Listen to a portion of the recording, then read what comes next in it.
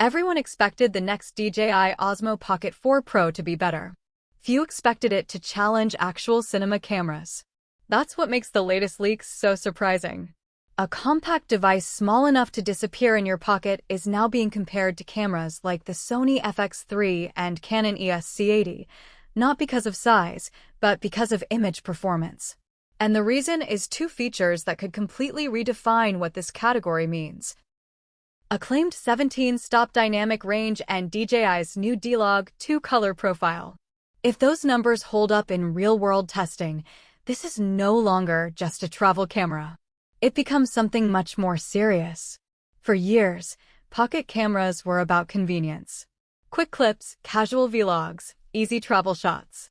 Great stabilization, good enough image quality, and simple operation. But creators usually accepted one limitation: they could never truly replace a dedicated cinema setup. This is important because image quality isn't only about sharpness. It's about flexibility.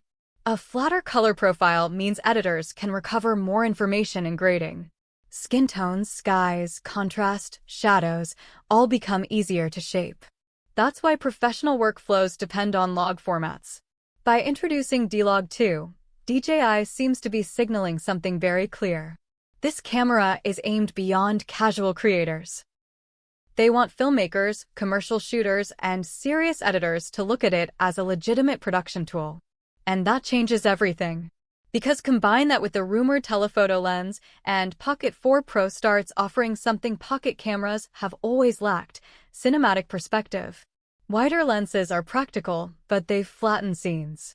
They make everything look close. A telephoto option creates depth, compression, and subject separation. That's what makes footage feel expensive. Now add a 17-stop dynamic range to that, and you start understanding why people are calling it a mini cinema camera. The most interesting part is what DJI is really doing here. They're shrinking professional imaging into a body that fits in your jacket. The same camera can be used for travel vlogs in the morning, product shoots in the afternoon, and serious short film work at night. That versatility is rare.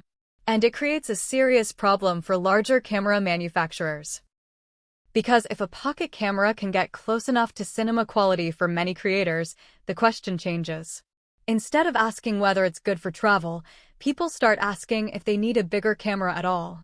That's a dangerous shift. The Pocket 4 Pro may not replace a full cinema rig. But if these leaks are accurate, it could become the first pocket camera that makes people seriously consider leaving one at home.